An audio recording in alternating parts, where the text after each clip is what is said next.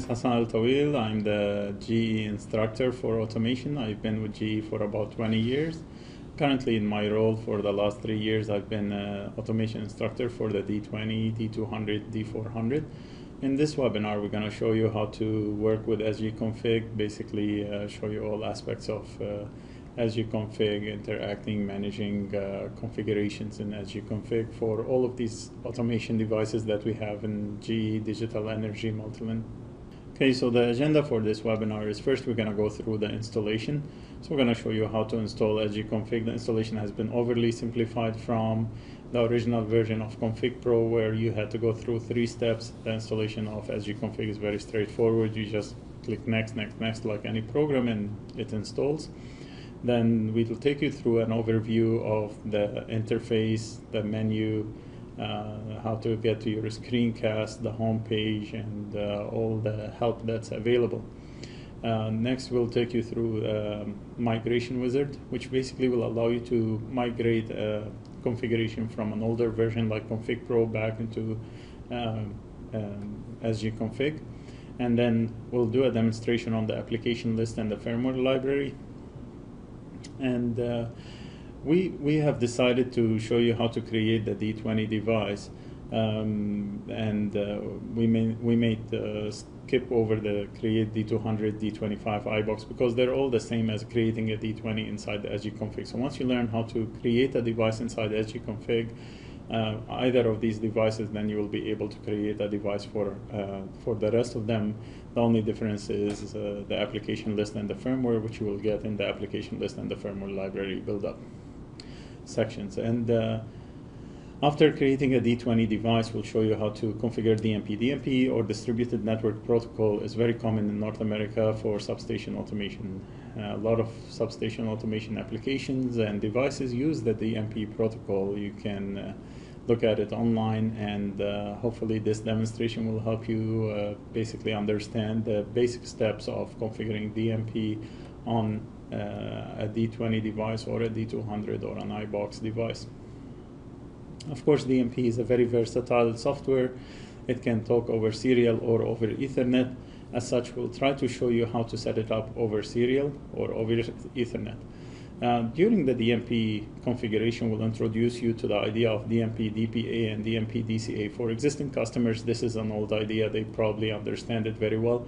For newcomers to the world of sgconfig, basically the DNP DPA, or a data processing application, takes information from the D20 or the D200 box, the D2X box, that's the way we would like to refer to it, and send it to an HMI, whether that HMI is a remote HMI that's sitting in the substation or a local HMI that's sitting in the substation, so that the person dispatched to the substation can find the issue or can quickly detect the required action that he needs to carry out. The DNP DCA, or data collection application, is basically an application that collects from devices in the substation and stores it into the local database in the D2X box. So the DCA collects the information from the devices in the substation. The DPA takes the information from the database and sends it out to the master. As such, we will try to show you how to configure the DNP DPA, or basically configure DNP on a D2X device to work with a master, whether that master is remote or local to the substation, and DNP DCA, which is basically how to collect the information from all of these sub-devices into the D20. Once the DNP configuration is done, one of the questions and requests that comes in my course is how do we configure Logiclinx? Logiclinx is an IEC compliant application, and as an IEC compliant application that will allow you to build ladder logic, and it will allow you to build the ladder logic in 6 different languages because of the IEC compliance. So basically, this is the agenda for this webinar. We'll start with installation, overview, migration wizard, then we'll do an application firmware, create a D20, create a configuration for DNP, and then do our Logiclinx. Next, we'll start with the installation of sgconfig. Basically, in the installation is we run the setup.exe, and the installation of sgconfig started. Okay, so SGConfig is a software that consists of multi layers, and as such, the installation of it will involve the checking of all your SQL setup and your component setup. So at this point, SGConfig is checking the SQL setup.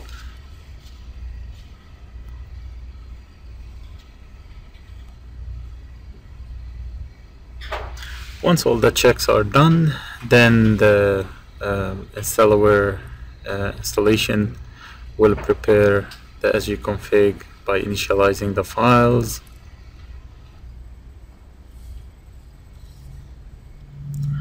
Okay, and in this screen you'll press next, and you would review the terms and conditions. Once you have finished reviewing the terms and conditions, if you agree with it, you would check the accept terms and conditions and click next in here, and you can select either custom or minimal setup. In this case we will go custom setup, right, and click next. You will be provided with a list of options for installation, and it's up to you to select the required installation options.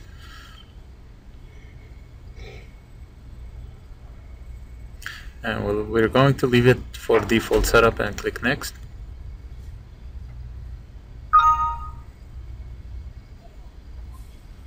Now at this point it has prompted us that certain prerequisites are not available on the machine, which we have to install and then continue the installation.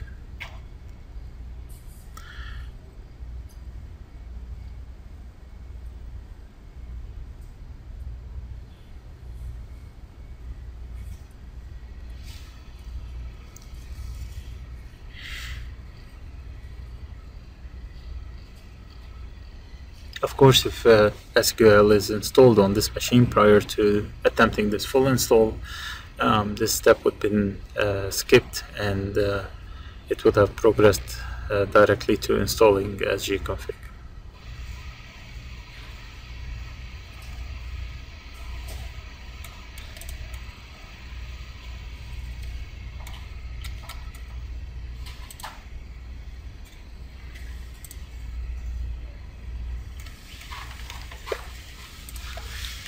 Okay, at this point it's requesting the directory where to install SGConfig.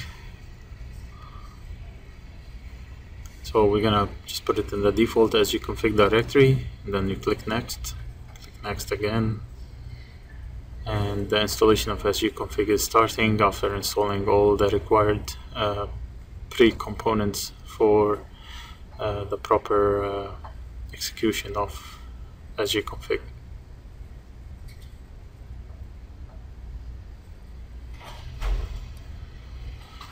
Okay, so as you can see, we have installed the D400 device editor, and now it's installing the offline configuration component. Also, another great feature of SGConfig is the Logiclinx wizard, which allow for integration of our IEC Logiclinx compliant application. And also we have seen the installation of the IEC 61850. One special feature of SGConfig is that it can allow you to do 61850 configuration online and offline. So you can attempt your configuration offline and then download it when you're close or in close proximity of the device. And at this point, all the modules that support the D20 and the iBox are being installed, right? And as you can see, we have installed the D400 offline editor package, and all the documentations related to the products that have been installed.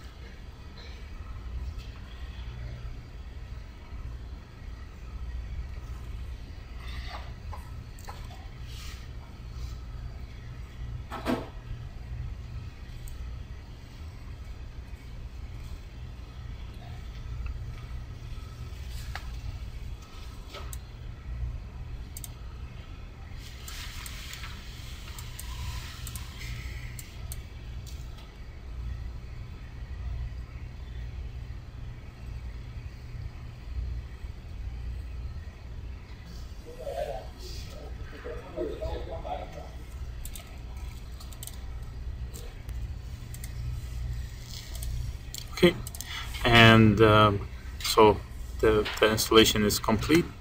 Click finish, and that's it.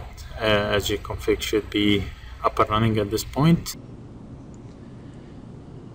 Okay, so in summary, we have seen an overview of the installation of SGconfig. For those people who have been with us for a long time, the difference between installing SGconfig and the old Config Pro is that Config Pro used to be a 4-step process where you gotta install the Borland database, then you're gonna install the Config Pro, then you're gonna install the application definitions, and then you have to install the project. Well, in this case, with SGconfig, the installation process has been simplified, where SGconfig will go through, make sure that you have the SQL database instead of the Borland database, and just install the SQL database if you don't have it. Install all of these application definitions, and then as you've seen, the startup web page is given, where there is a lot of links to help the user navigate through. For the newcomers who are for the first time using the SGconfig web page is very useful. It has a lot of screencasts, and I'm going to take you through all of these screencasts that are available on the initial web page. So our next video, we're going to show you the overview basically of SGconfig, and that will help you understand better how to overall navigate the main menu and all the other projects in SGconfig. Okay, so one of the questions that came during this webinar is what is new in SGconfig 8 versus SGconfig 7.4. For our new users, they will start using SGconfig 8, which is released. SGconfig 7.4, 7.3, 7.1, they had different features that we have added lately in 8.0. So I'm going to talk briefly about these features. Nevertheless, these features are well detailed in the release notes with SGconfig 8.0 in the help section. So if you go to the help section, you will find something similar to this. So the first new feature is we can export binary version of downloadable configuration files for the D2X devices. You can view only open projects. So if you're not interested in the closed projects that are available in your list, then you can only view, just want to view the open projects, you can do that. If you've got big number of projects, this is a very helpful feature. You can view disabled applications in the navigator pane, and you can see the icons of these applications also in the navigator pane. So that's a new addition in 8.0. You can change the options that were selected during installations. So you have the option of custom installation and installing only the features that you're interested on. You can open multiple applications at the same time and go between them using the tabbed mode. And you can open an application table directly from the navigator of the application. You can exclude application definitions when you create an archive for the D20. You can include application definitions when creating an archive, or make the archive without the application definitions, which basically control the size of your archives. If you want smaller archives to be delivered and the other person has all the application definitions, then you don't need to include those application definitions in the archive. The other special features, you will be notified when the application definitions are detected as missing. And also you will be able to access application lists after the application has been opened. You're now required to provide an authentication credentials when opening the Logiclinx editor for debugging the D20MX device. When changing the firmware of a D20X device, the new applications which are added are by default disabled. So this is one of the requirements for change from SGconfig 7. So one of the added features in there. Only those archives which match the selected device type when restoring the device can be viewed. And the SGconfig can now be displays a context menu for nodes which appear in the navigator. Hopefully this was a brief run that will give you a good idea of what's coming in SGconfig 8 for our users who have been using SGconfig 7 so far.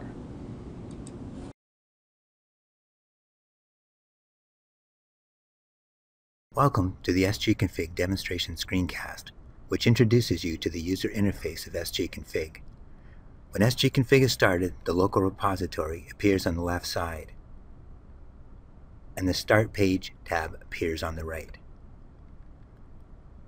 When viewing the Start Page tab, the ribbon is blank. Toolbar buttons appear when you are working with the projects and devices within sgconfig. Below the ribbon, the Start Page tab shows a list of recent projects. No projects appear if no projects have been created yet. The Start page also shows a list of documents to help you get started and a list of available sgconfig screencasts. The SaaS product documentation appears on the right. sgconfig is used to configure all multi-lin SaaS products. The product configurations for all devices are stored in the local repository. The local repository lists the sgconfig projects. The projects can be subdivided into pages. Pages are typically used when the substation contains bays, with each page representing a bay. Pages in turn contain the devices. When you start sgconfig, the Start page appears on the right. The toolbar is accessed by clicking the GE button. This toolbar contains all of the project commands that you need when working with sgconfig. To begin, I can create a project by first clicking the G button, then clicking New Project. Then I enter a name for this project.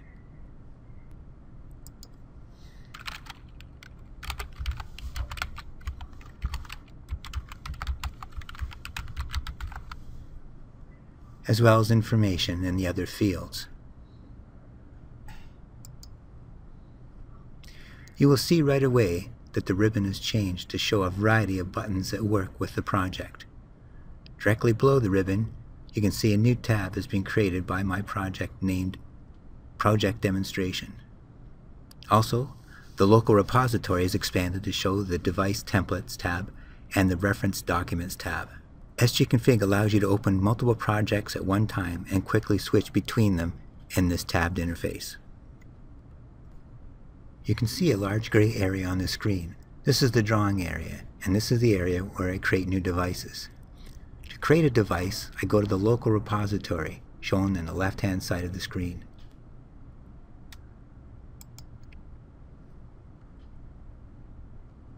The Device Templates tab contains templates for GE Digital Energy devices as well as a few generic devices. If I want to create a D25 device, for example, I click the D25 device template and drag it into the drawing area.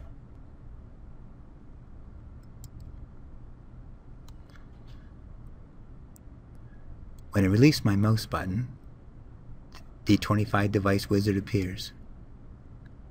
The D25 device wizard provides a simple process for configuring the device.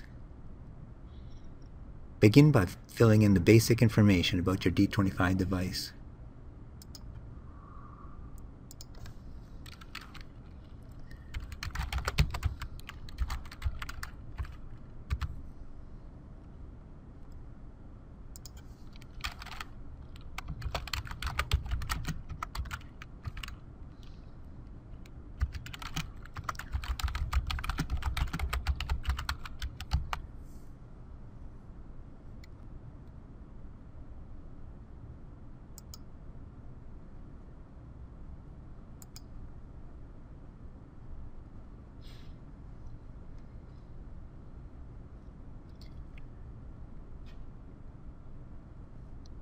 I can now configure any aspects of the D25 from the sub-tabs.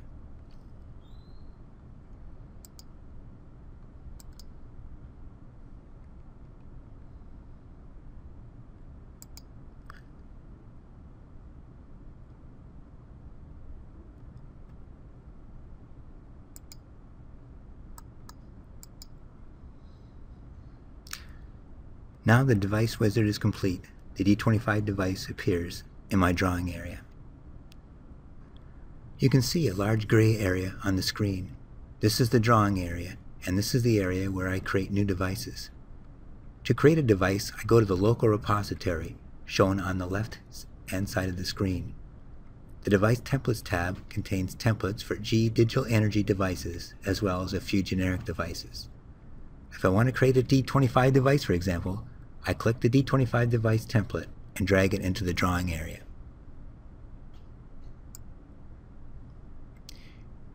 When I release my mouse button, the D25 device wizard appears. The D25 device wizard provides a simple process for configuring the device.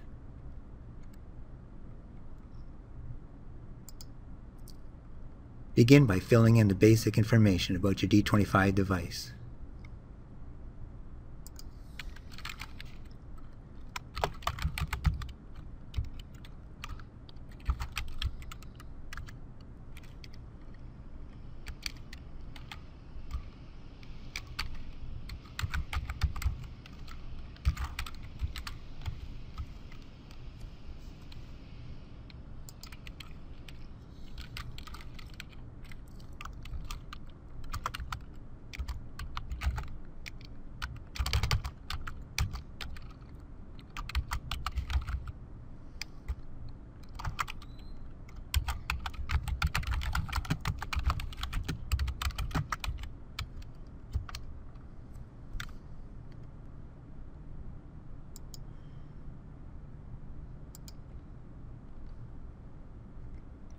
I can now configure any aspect of the D25 from the sub-tabs.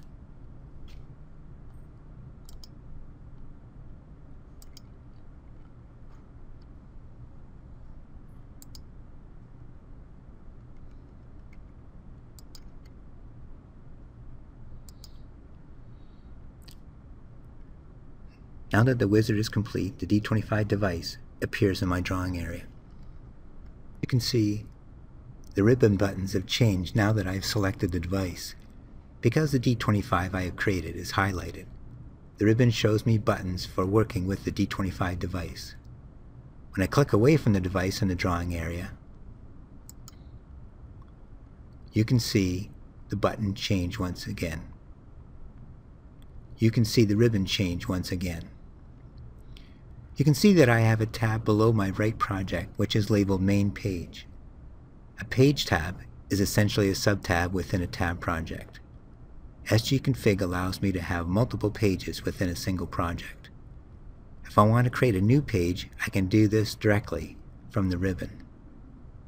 I just click the Insert button in the page group,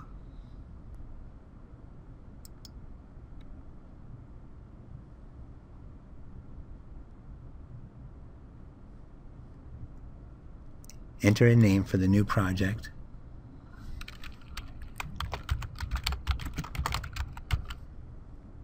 and click OK.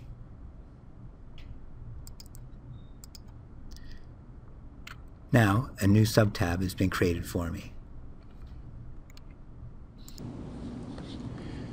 Okay, so as you've seen in the overview, basically what happened is we are creating a device like the D25 device, and then that device would appear inside the project.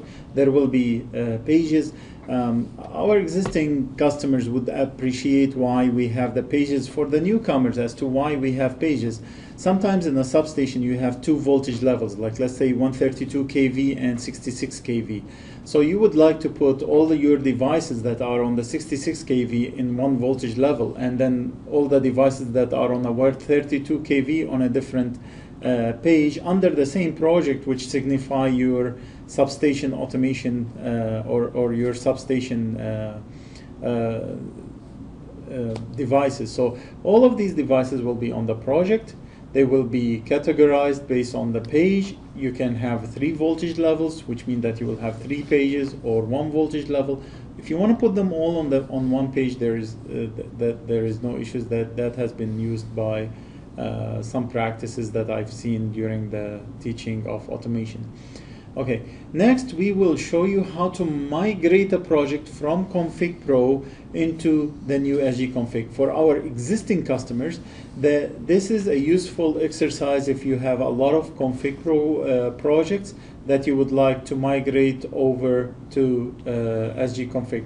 For the new customers who are just using sgconfig, maybe this screencast that we're going to play right now may not be make a lot of sense as to why you might not use it, but let's say that you inherited some projects from someone else that is a config pro project and you need to bring it in sgconfig. That's where this screencast will help you understand the process of migrating a project from config pro into sgconfig. Thank you.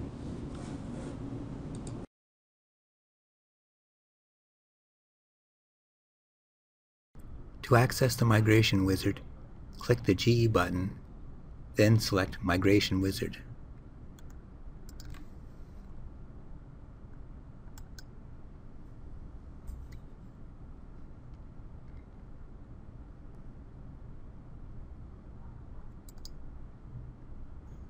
There are 4 options available on this window.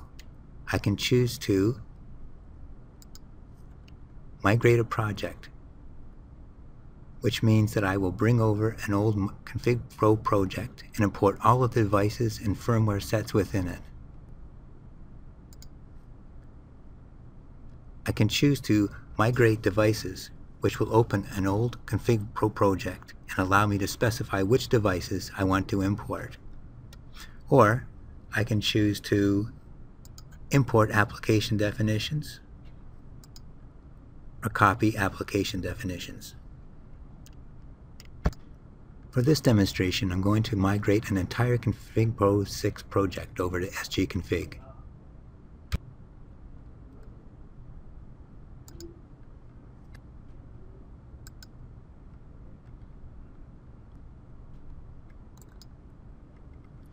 The first thing to do is to browse to the location containing your Config Pro project.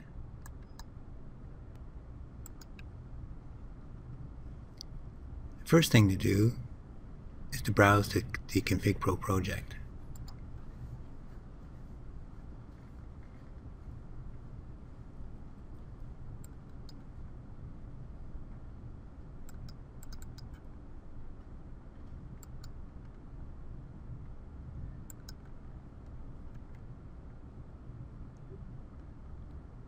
As you can see, the Migration Wizard has found one Config Pro 6 project, and this is the project I wish to bring over. I'll select it in the list and then click Next.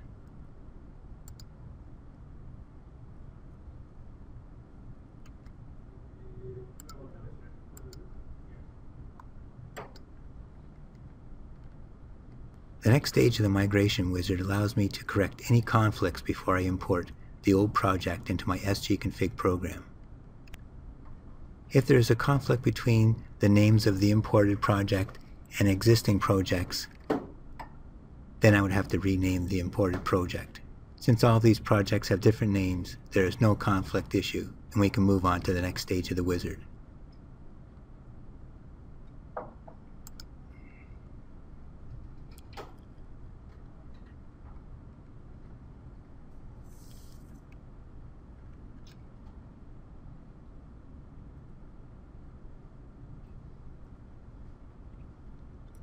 So the Migration Wizard is now going through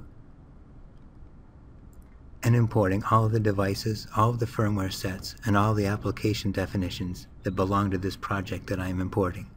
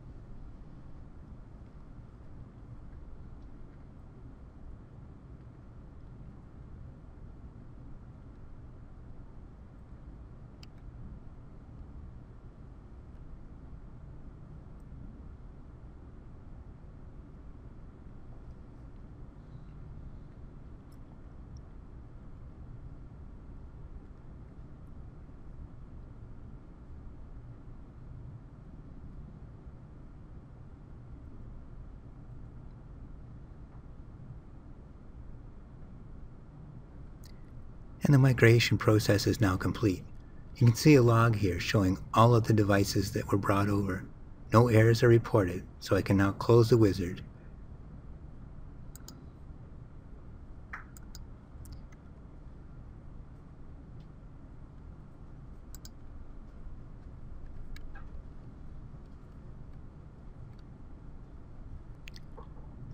This is the Config Pro 6 project that I've imported into sgconfig. And the factory default D20 that was included in that project has been brought over as well.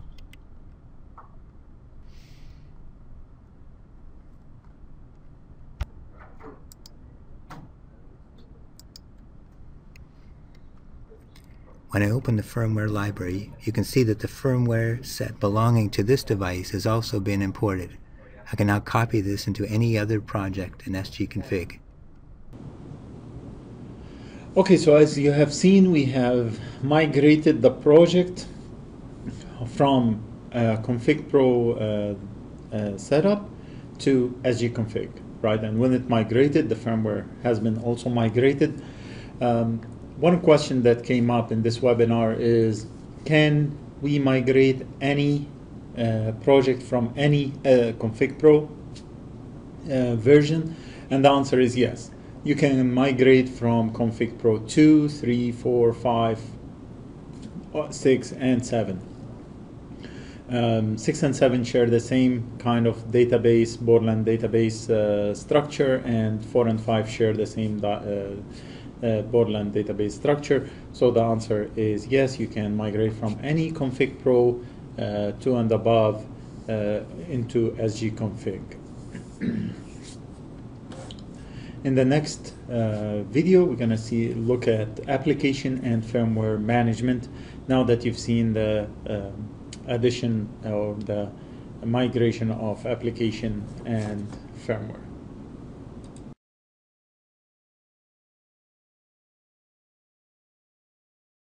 The application list allows you to see the applications that are configured on a particular device, as well as their enabled and disabled status, and allows you to access the tables to edit how the applications operate. To access the application list, select the device and then click the application list button on the toolbar. This button will only appear if you have selected a D2X device such as a D20, D200, D25, or iBox. The application list shows all of the applications configured on this selected device. You can also access the application list by double-clicking a device. Applications are grouped by functional categories. You have client applications, which were formerly known as DCAs. You have server applications, which were formerly known as DPAs. You have automation applications, which were formerly known as DTAs. You have supporting applications, which provide system functionality to the device. You also have data link applications, which provide communications activity. If an application is disabled, you will see a red X here. You can select the row and click the Enable Applications button to turn the application back on.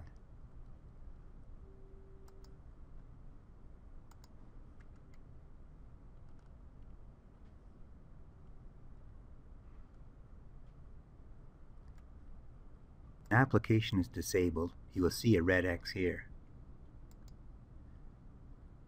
You can select the row and click Enable Application button to turn the application back on.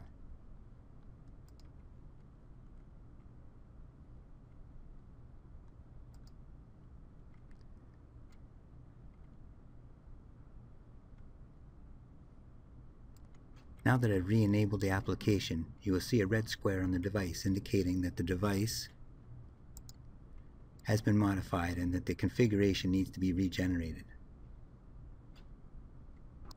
Before I do that though, I'm going to reopen the application list.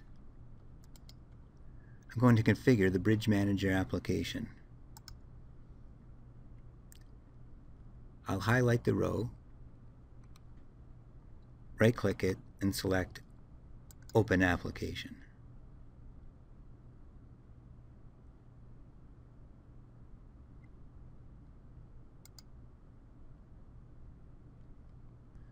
So to edit the configuration, I can double-click any of these table icons, or I can access them directly from the Tables tab.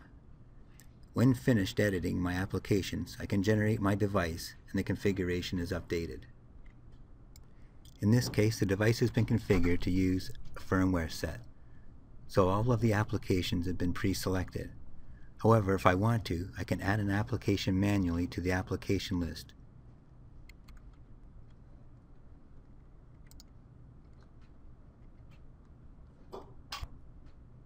To do that, I click the Add Application button.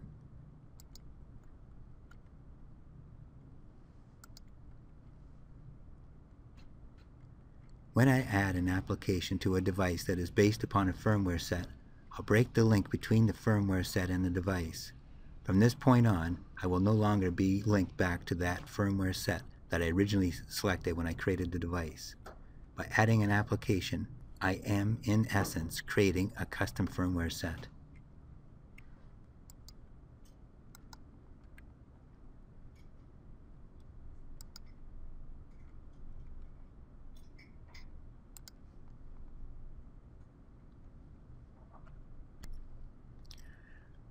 When I add an application to the device that is based upon a firmware set, I'll break the link between the firmware set and the device. From this point on, I will no longer be linked back to that firmware set that I originally selected when I created the device. By adding this application, I am, in essence, creating a custom firmware set. If I know the part number of the application that I want to add, I can type it into the application ID search field. If I don't know it, I can just scroll through the list until I locate the application. Once I have selected the application that I want, and I selected the version that I want, I click OK.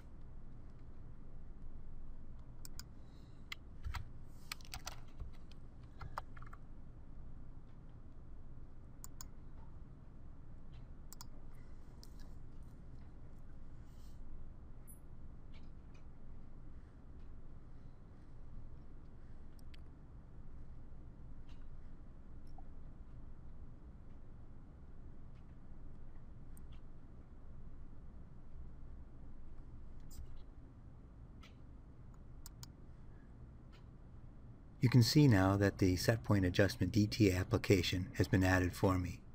Because I manually added the application to my application list, it's already enabled for me. All I need to do now is configure the application as I want.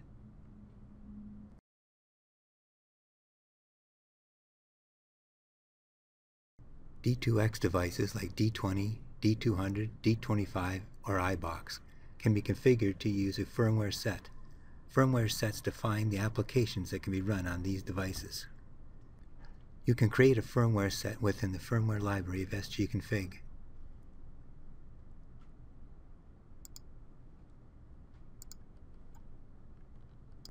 To access the Firmware Library, click the Firmware Library button in the ribbon.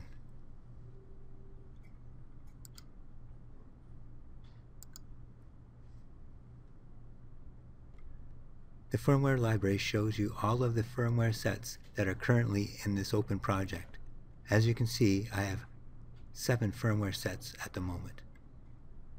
When you import a project, you import any firmware sets that were created within. You can also create a new firmware set if you like. I will show you the process for that now. Click the New button and type in the firmware information.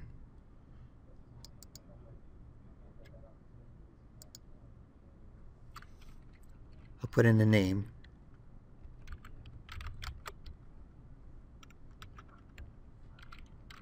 and a description.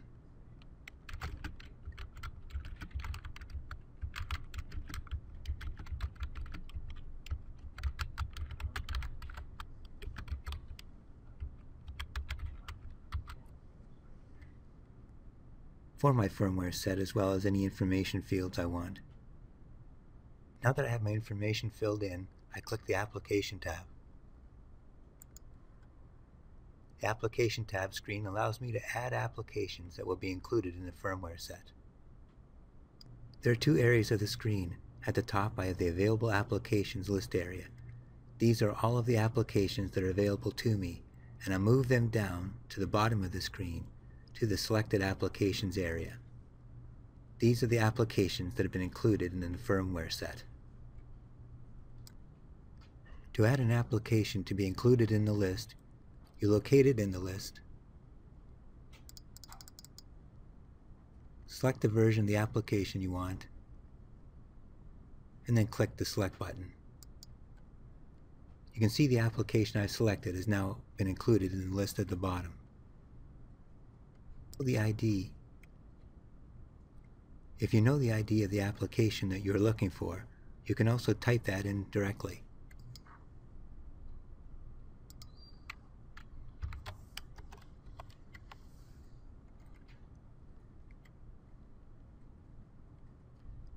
That may be a faster way to include applications. For example, if you want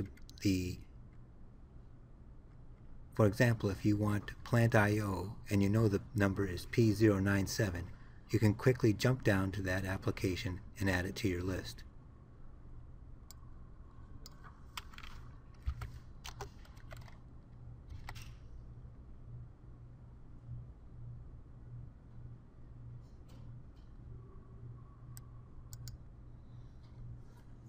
And now that is complete, I will click the OK button to complete the firmware set.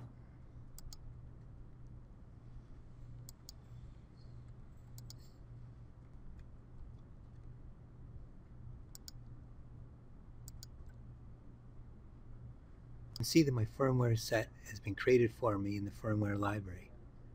If I'm creating a new device, I can use this firmware set. But I can also copy the firmware set into a different project if I want to use it there. To do that, I click the Copy button.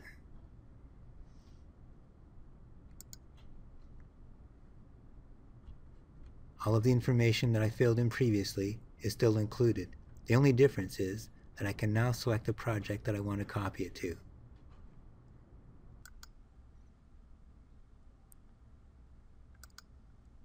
I'll select the Region 1 project and click OK. When I close the firmware library in my central project,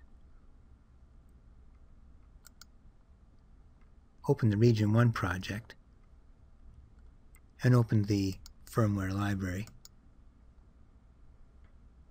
I can see that my new firmware set has been copied into the Region 1 project firmware library. You'll also see an Edit button here. This allows me to change the applications that are in any firmware set. For example, I can add new applications, remove applications, or I can change the version of any application that is included.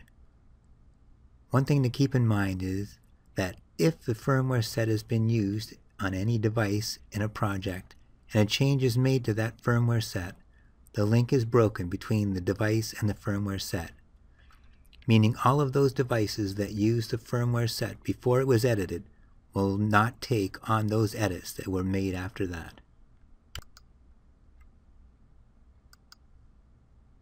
The Delete button on the firmware library is used to remove any firmware sets from my firmware library. So in this webinar, we have covered an overview of sgconfig. We have shown how to migrate from one application from Config Pro into the sgconfig. And then we have shown you how to manage, add, delete applications in the application lists, enable applications in the application lists, and how to add, delete, and manage firmware, how to manage the applications inside the firmware, how to keep the firmware and the application list intact together, or in case you really need to disconnect them in case of you are doing a testing, then you're able to do that. In the next part of this webinar, we're going to show you how to create a D20 device. At this point, the only question that I've received is there a reason as to why you wouldn't want to compress a configuration or zip up a configuration? And the answer, yes. Sometimes when you are downloading over a serial modem connection, the zipping or the compressed file might take longer than a non-compressed application if you're copying that application, because it might be the connection is not very good connection, so trying to compress the configuration remotely may not work to your advantage. Nevertheless, it doesn't harm anything. It just prolongs the download process. Okay, so we'll proceed to our next screencast, and in this screencast we're just going to show you how to create a D20 device. Like I said during my agenda, we're not going to show you all the rest of the devices. These will be put online on our YouTube channel separately. Thanks.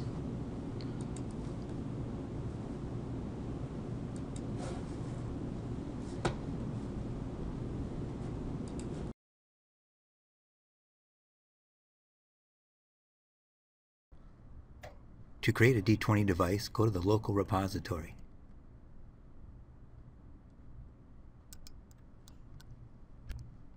Select the D20 device icon and drag it into an empty spot on the drawing area.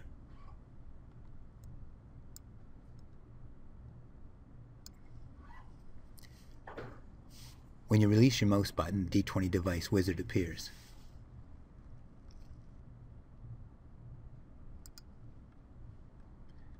The basic settings screen allows you to enter some information about the device you are creating. There are 3 checkboxes at the bottom of the screen. The LAN-based device setting specifies whether or not the device is going to be on an Ethernet LAN. If you enter this option, there's an additional page in the wizard later on. If you select redundant device, additional configuration files are generated when the device configuration is complete. If this is a LAN-based device, you have the option to compress or not compress the device configuration files. This reduces the amount of time it takes to download over TFTP.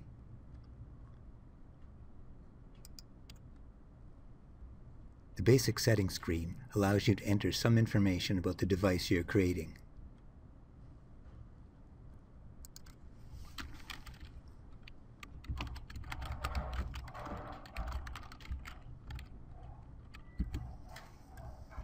There are 3 boxes at the bottom of the screen. The LAN-based device setting specifies whether or not this device is going to be on an Ethernet LAN. If you enable this option, there is an additional page in the wizard later on. If you select redundant device, additional configuration files are generated when the device configuration is complete. If this is a LAN-based device, you have the option to compress or not compress the device configuration files. This reduces the amount of time it takes to download over TFTP.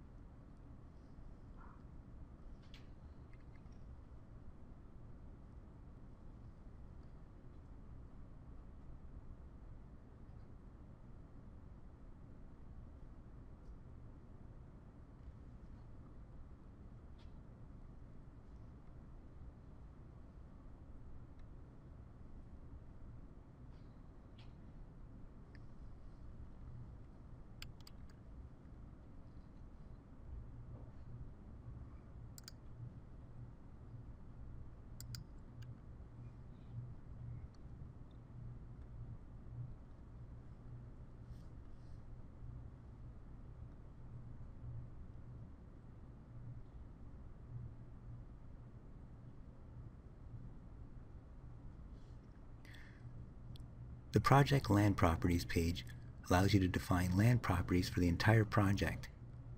It is important to note that all LAN-based devices refer back to the same settings configured here. When you create subsequent LAN-based devices, you are shown the same wizard window. However, the information you define the first time you create a LAN-based device will be used for all subsequent LAN-based devices. I can configure general settings, LAN segments. LAN A and LAN B are shown in case you're using a redundant LAN, and any hosts that need to be defined. The next page of the wizard allows you to configure device-specific properties, that is, hardware, firmware, and other device-related settings for the D20 that you've created. There are 4 main tabs here. The tab you select determines what subtabs appear below.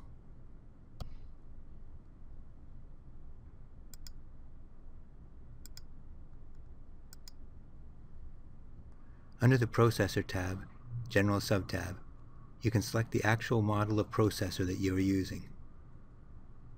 You then select the firmware set to use. If you are using a firmware set from the Firmware Library, you can choose the firmware set at this stage. If you don't select the firmware set at this stage, you will have to manually add applications one by one after the device has been created.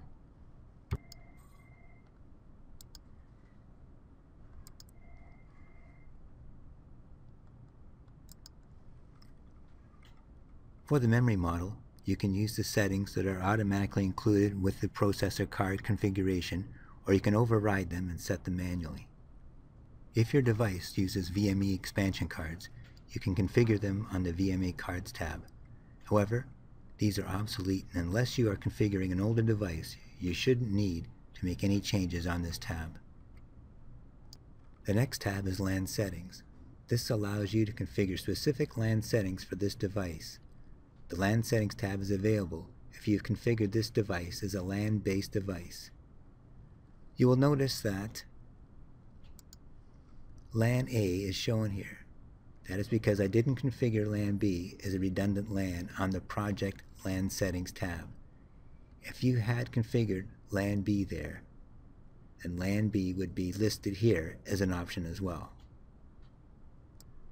The final tab is NVRAM Storage. This allows you to download a configuration without taking the device offline.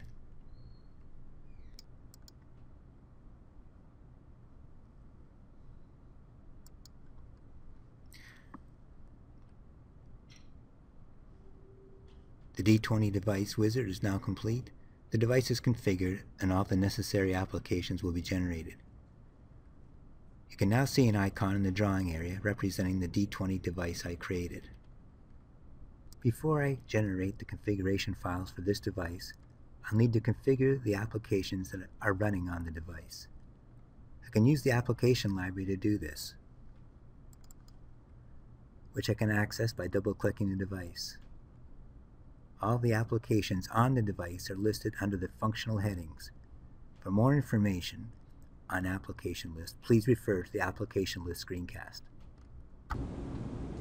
So in this video we have seen how to create a D20 device, make sure that the right firmware is in there, how to basically go through all the tabs necessary, one for the LAN segments. If you have different segments in your LAN, every segment basically is a router. And two of the questions that I've received, one question is how many characters can the device name accommodate? And the answer is you can have 100 characters, up to 100 characters. And second question, another question that I received is can the name of the device include spaces? And the answer is no, it can't have any spaces. It has to be a consecutive name.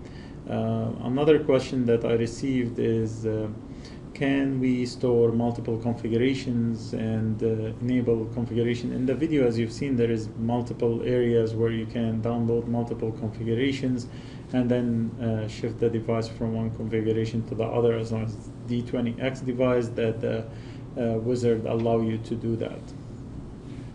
Right. In the next video, we're going to demonstrate how to configure DNP. DNP is a very common application distributed network protocol, and there is many specifications surrounding the DNP that is available. You can go to dnp.org, or you can download it, our DNP specifications from our technical website for customer service. In any case, configuring the DNP is very is multi-layered, which adds a lot of versatility but some complexity to the configuration. So as such, the DNP configuration can be configured either over serial or over network with a bridging application. So we'll take you through all the configuration, and next after that we'll talk about Logiclinx.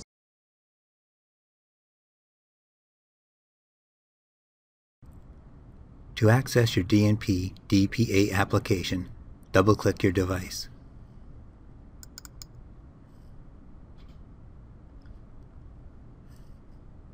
This opens the application list. The DNP DPA application appears under the Server Applications group.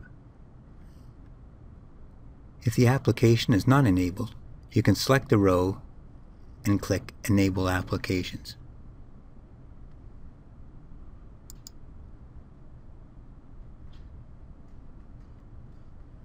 In this case, the application is already enabled, so I can proceed directly to configuration. Right-click the row and select Open Application.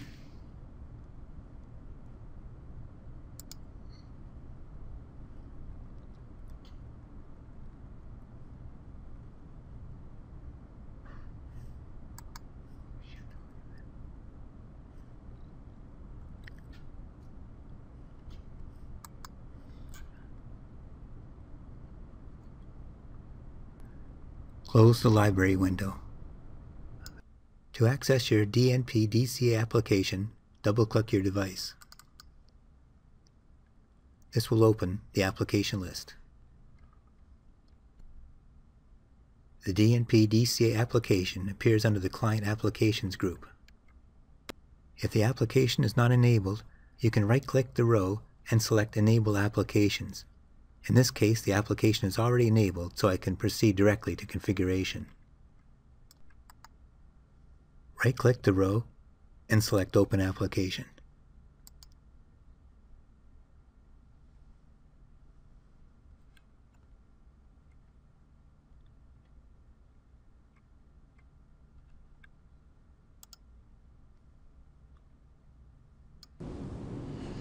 When you're configuring a DCA or a data collection application, basically the DNP DCA or the DNP data collection application that's communicating with a device in the field, the idea is to collect those points from that device. The device is going to send physical points to the DNP DCA. In this example, we're going to show you what if you have 3 digital inputs, 3 digital outputs, 3 analog inputs, all coming from the field device into the D20, and how many other points needs to be configured. See, along the 3 digital input points that we need to configure, we also have to configure points that would control the behavior of the application, not only to get the physical value or the physical temperature of your transformer, but you also want to set up the D20 such that in case the D20 is polling this device in the field and you want to stop the D20 from polling this device in the field because you're doing some work on that device, or that device became noisy, or whatever state the device is in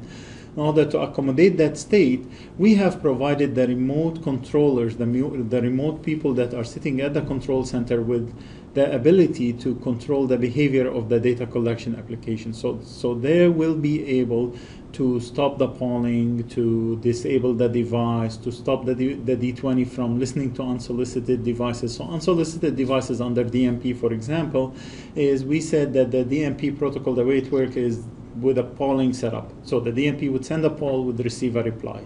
Okay.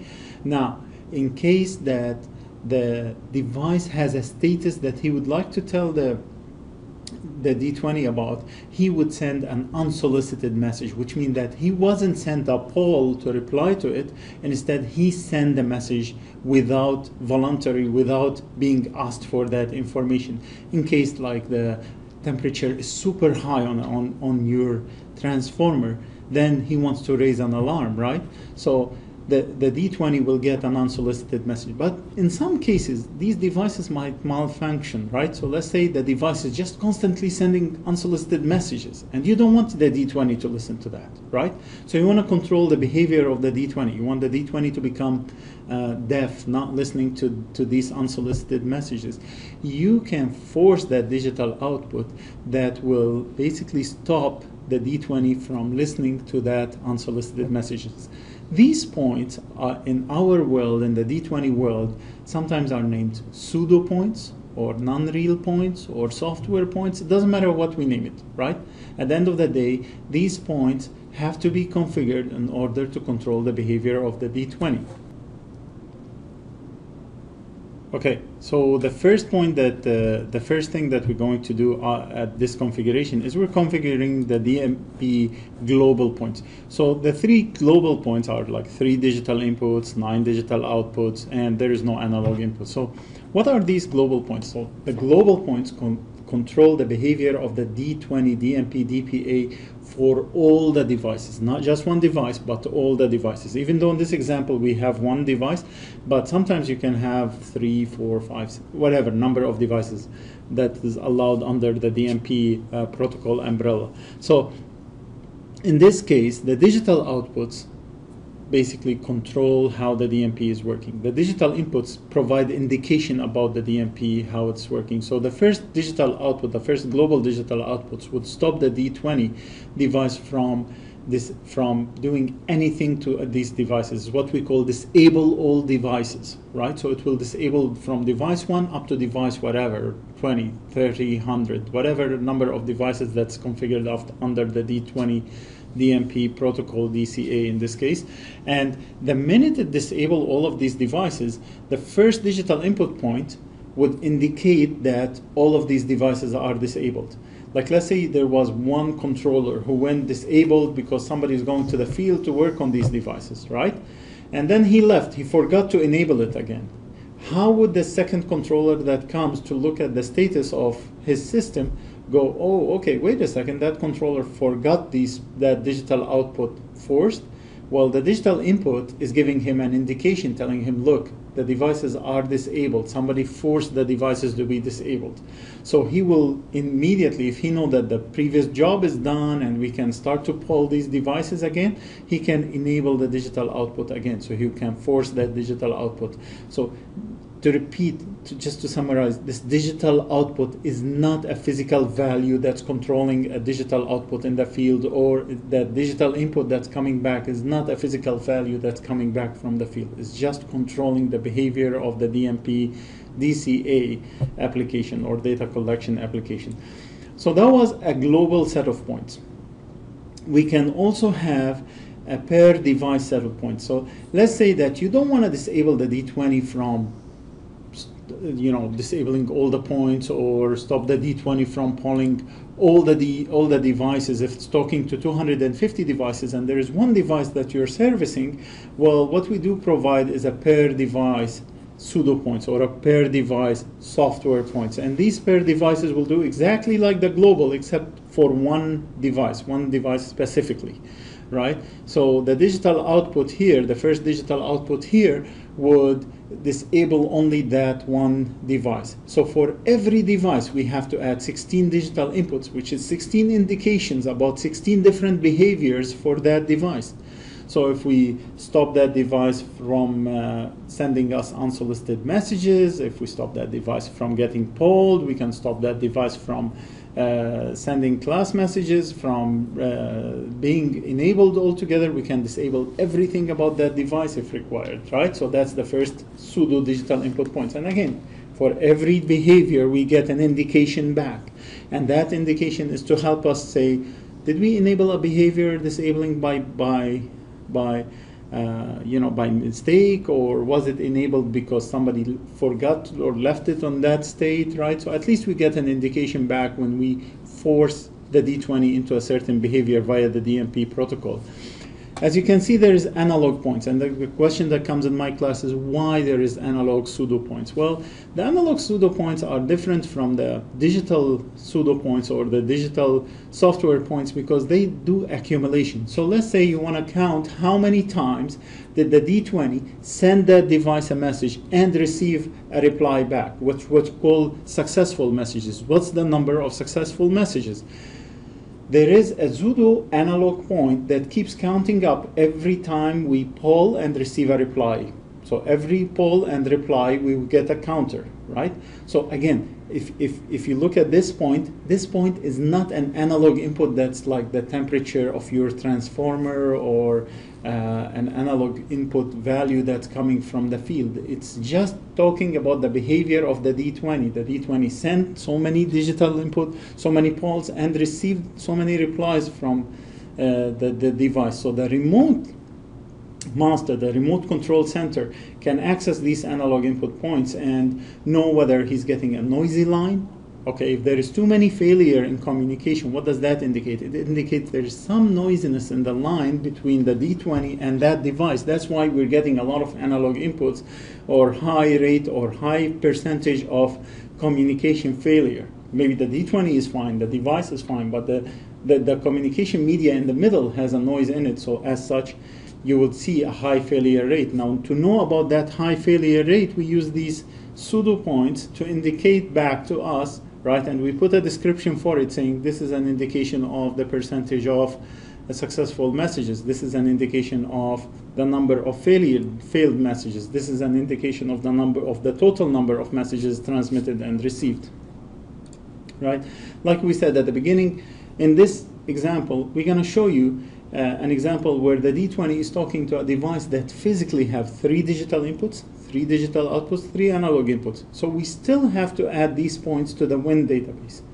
Okay, so as you can see here, what we have is points, 3 digital inputs, 3 digital outputs, 3 analog inputs. Now those are physical points coming from the field. They signify a certain value that's coming from the field, whether a digital input value or a digital output that I can force, that when I force it there is maybe a breaker that I will trip or whatever action will be taken physically in the field. Also, this analog input is an analog input from the field, so it could be a sensor that's sending a value from the field. So when I'm configuring the DCA, the DNP DCA, system point database in application B008, what you need to do is you need to configure the global points 390 for digital inputs and digital outputs, analog inputs, and then you would need to configure the points, the physical points, 3, 3, and 3 in this case, and then you need to put the per device points, which is 16, 10, and 5. So if I have, let's say, I'm going to give you an example here. If I have 2 devices, each device have 3 points, right? Then what you would need to do is configure the global points once, 3, 9, and 0. Then for the first device, I would put the physical point 3, 3, 3, and then we'll put the per device points. And then for the second device, we'll repeat again. We'll put the 3, 3, 3 points for the second device, and we'll put the per device points again, which these per device points control how the D20 is going to work with that specific device. Okay?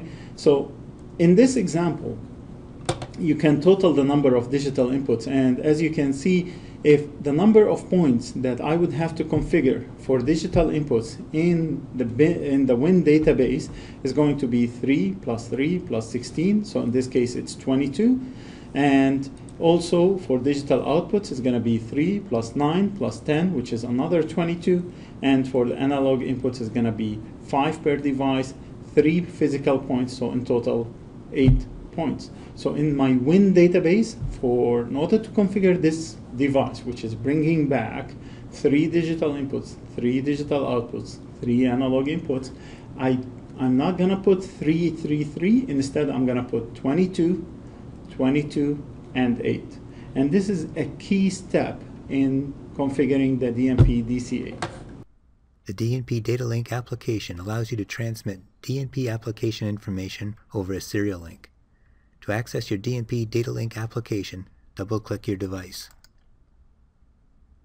To open the application list, the DNP Data Link application appears under the Data Link Applications group. If the application is not enabled, you can select the row and click Enable Application. However, in this case, the application is already enabled, so I can proceed directly to configuration. Right-click the row and select Open Application.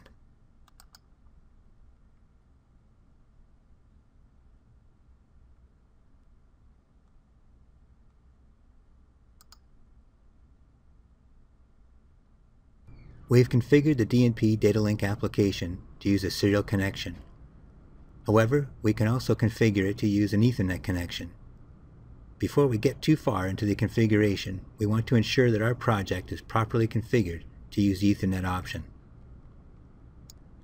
To do this, select your device and click the Properties button in the Edit group.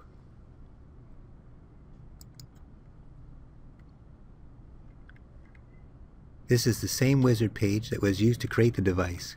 However, all of the fields are already configured based upon the settings entered when the device was created. Click Next. Click Next again, and click LAN Properties. Ensure that all the LAN Properties settings are correctly configured.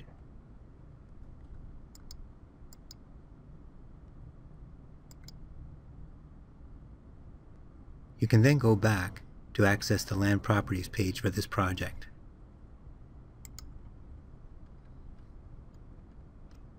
Go through all of these tabs and ensure that they are properly set. I'm going to click onto the Host tab and point out that if you have any devices within this project that are not shown here, you need to define their host name and host address so that when we generate the ISCS configuration, all of the mappings are done correctly. For example, my D2X device already has a host name and a host address configured within it. However, I have my remote master station and an ID that I need to define within the Host tab here to ensure that those mappings are made correctly. I'll click the Add button and I'll fill in the fields.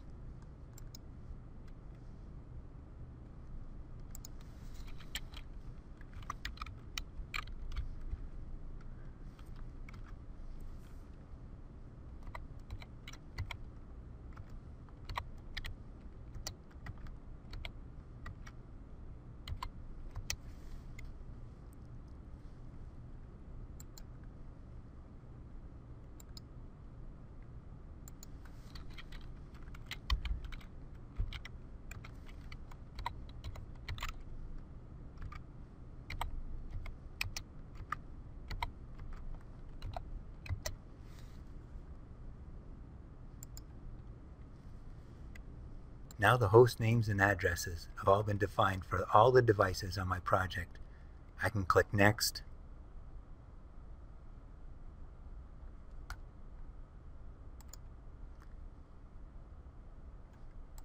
Next, and Finish to close the wizard.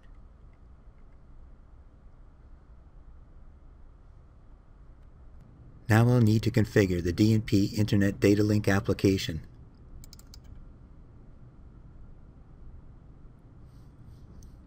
This can be found under the Data Link application group. If the application is not enabled, you can select the row and click Enable Applications. Since this application is already enabled, I can proceed directly to configuration. Right-click on the row and select Open Application.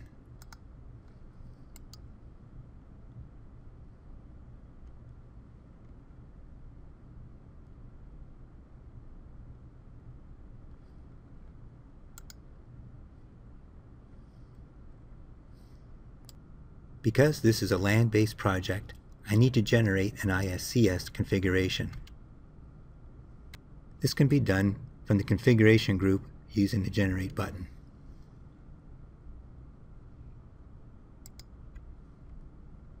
I can choose to generate only the selected device or all of the devices that have changed on the current page. Be sure to do this before you finalize your project. So in this screencast, you have seen how to configure the DNP DCA, configure the DNP DPA, configure the points for the DNP DCA, and configure the DNP over serial link and over Ethernet link. In the next video, we're going to talk about Logiclinx. Logiclinx is an application that's IEC compliant and allows for us to build ladder logic. I'll try to take you through the process of configuring Logiclinx, enabling the application for Logiclinx, and then running the specific editor that will allow you to configure in any of the 5 languages that are basically a feature of Logiclinx that you can configure as a PLC programmer. You can configure on any of the languages that you would like to configure.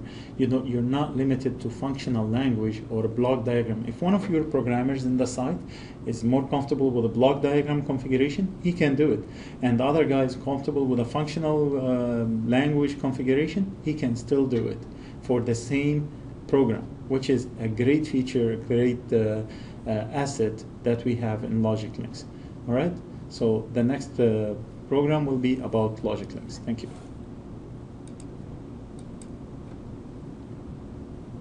In this section, we're going to show you Logiclinx. What we have in here is we have a D20 device that has been already created as per what we've shown you today, all the way up to this project. So this is my D20 device, which I'm going to name D20 MX PLC. It's based on our latest and greatest MX application. And the first thing we're going to do is we're going to enable the Logiclinx. In order to see a disabled application, which is in this case like the Logiclinx is disabled, I'm going to show disabled application. And then under the automation applications, we will right click on the Logiclinx and click on enable application. It's give us a prompting. Yes, we want to enable it. We click yes. And then if we click back onto the show disabled application interface, we uncheck it, then that only the enabled applications will be displayed in the front of us. Okay, so in this case we have the peripheral links, we have a D20C2 application, and the D20C2 peripheral will provide us with the digital input points and the digital output points that we will use in our Logiclinx application. And we click on Open Application in order to configure our application, in order to configure the Logiclinx application. The first thing we would like to do is we would like to configure the digital input map table. So in the digital input map table, we're going to add the 3 digital inputs from our D20C1 peripheral link. So from our peripheral, we've added the 3 digital inputs. And this is where it helps us to use the tag name. So in this case, we're going to tag them as status 1, status 2, status 3. In my program, I will use status 1, status 2. Status 3 is just there to show you that you can have extra points that don't need to be in the program. So you can configure them for future requirement. Next, I will go to my digital output mapping table, and I will add my digital output points for trip close. So I have added the C board, 3 digital output points. Those are going to control the running of the program inside the Logiclinx once I simulate it. I'll give them the tag name D01, D02, and D03. So now I've got 3 digital inputs, 3 digital outputs. Okay, and next I'll go to the digital output type and make sure that these digital outputs that I've configured in the mapping table are selected. So I'll select my digital output points. I'll select digital output 1, and we will confirm the type of it not as latching but as a trip close point. And we'll decide how long the first point is going to be tripped for. So in this case, it's 1,500 or 15 milliseconds. Right? So as we can see, it's 1500 milliseconds, or sorry, 15 seconds. 1.5 seconds. 1500 milliseconds, 1.5 seconds. Just cut in between. Paul, thank you. All right. Next, we want to launch our Logiclinx editor. So we click on the Logiclinx icon at the top of the application while highlighting the Logiclinx application, and we will click yes on this interface, and it will start the Logiclinx. At this point, our points are being retrieved from the sgconfig into the Logiclinx editor.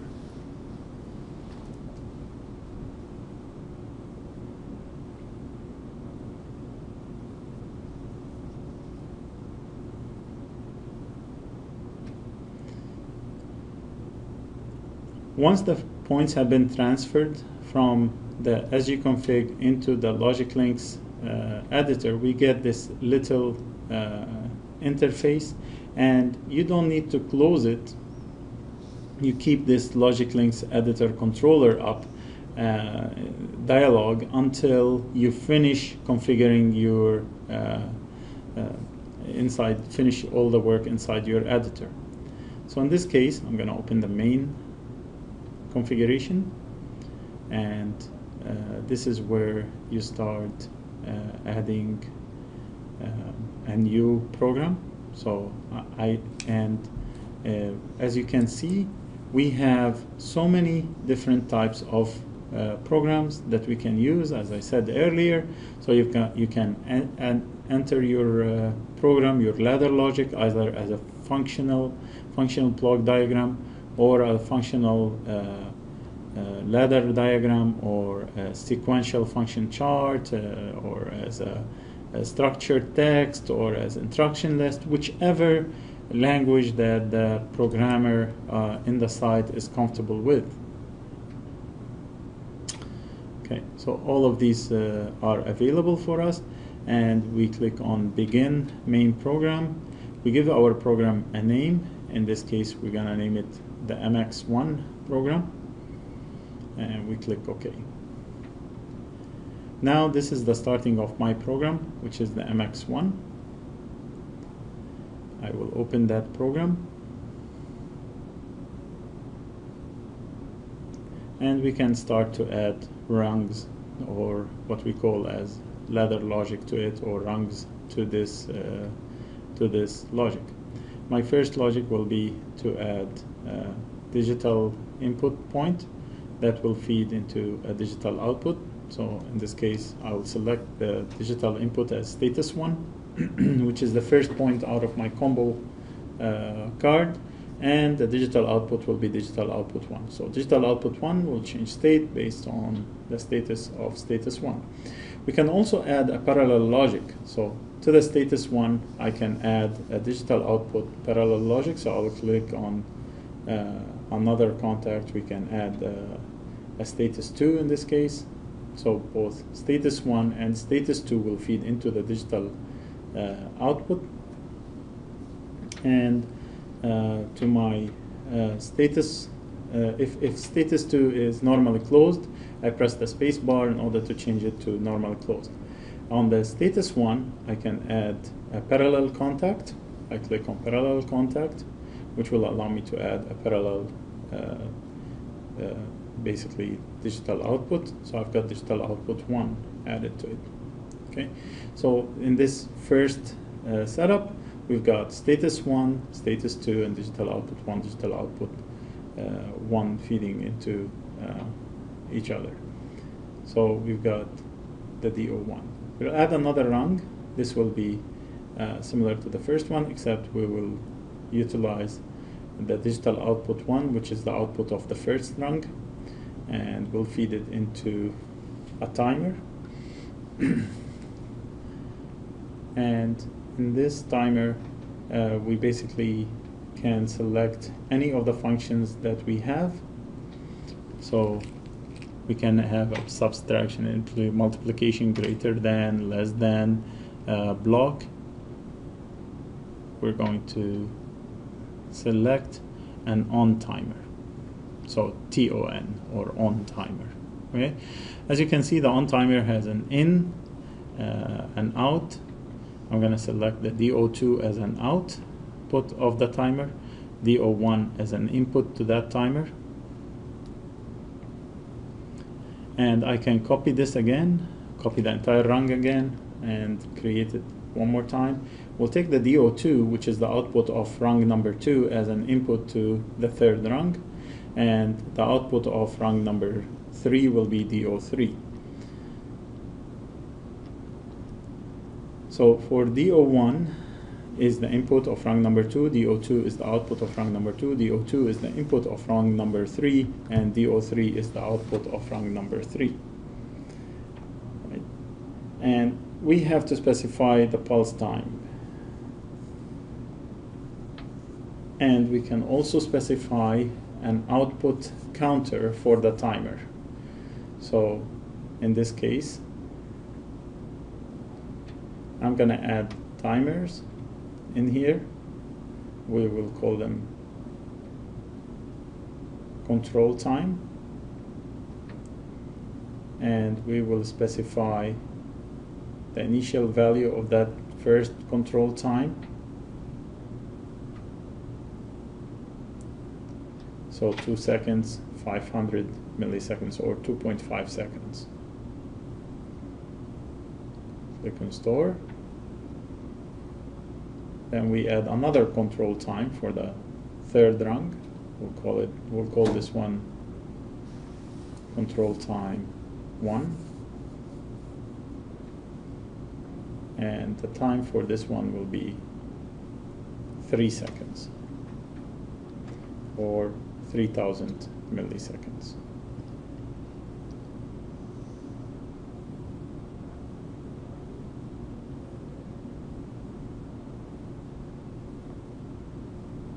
Of course, this will be control time number 2. Otherwise, we'll have a conflict of name.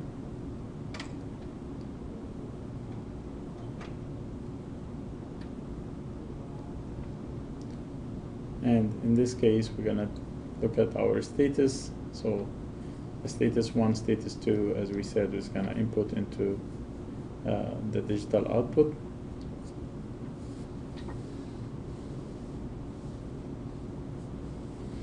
The output of the timers will go into an elapsed time counter, and this is my elapsed time 1. I will store it, and elapsed time 2, and we'll store that one. So I've got control time 2, that will specify the amount of time, and elapsed time 2 to show me the output. So to the input time, we're going to select our timer, select control time. This one is 2.5 seconds. And to the output, we're going to show it into the elapsed time 1. To the input of rung 3, timer will put control time 2, and the output will be elapsed time 2.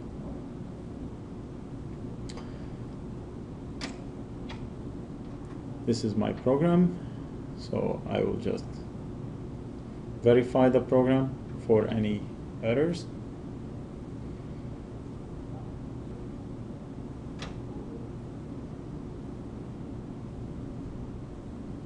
We'll give a comment about this first run.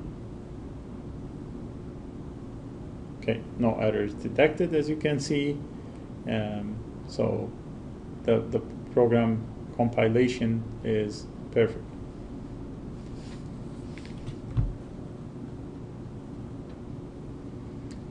Now we're going into our simulation. So we open the simulation window for the points. We can see 3 status inputs, 3 digital outputs, and as you can see that when I force status number 1, the timers start, and once the timers have elapsed, then all the points will change value. So we will see the digital output 1 impacting the digital output 2, impacting the digital output 3. When I take it out, right, and in order to change the time again, right, or start the timer again, we click on status number 2, which is normally closed, and we open it. All the digital outputs would go back to 0, which is the expected outcome. And then we click it again, the timer starts, and as timer 3 expires, digital output 3 changes, digital output 2 is changed as soon as the 2.5 seconds elapsed. And then we disable all the points again, and all the digital outputs go back to the normal value. So in this case, status 3 has no impact. Yes, it's available in our program, but it's nowhere in our ladder logic, so it doesn't have any impact. This is a future point that has been added to show you that you can have a future point. And now that we can simulate the software, we can see that it's up and running. Our ladder logic is perfect. We can go ahead and compile our program. So we go ahead and run the compile option, and the target will be TIC code for Motorola, or ISA 68K Motorola CPU. So all programs will be verified. Click OK, and we run make application now that we've set up the make system. So the compilation is done, there is no errors. And now that we have the main program, we can go back and click OK in here on this dialog, which will take us back to sgconfig. Okay, so now my Logiclinx is ready. My configuration have made it back into the sgconfig. It has all of that configuration. When I generate my device, if there is no errors, so I go generate the selected device in sgconfig. sgconfig starts picking up all the information from the SQL database and writing back that information to the SQL database. At the end of this generation, if the device generates properly, then I can download it, and my Logiclinx ladder logic program will be downloaded to the device and be ready to run inside the device. Hopefully you have seen through this video how to enable the Logiclinx application, right? How to start the editor, and you need to embed the application inside the Logiclinx program inside the device that's generated for download. So I'm just going to do another generation once I embed the program.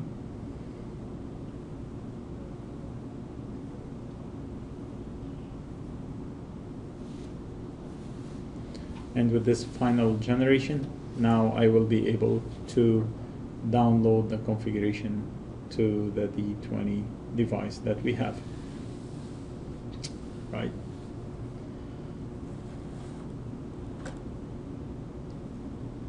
And now my device is ready.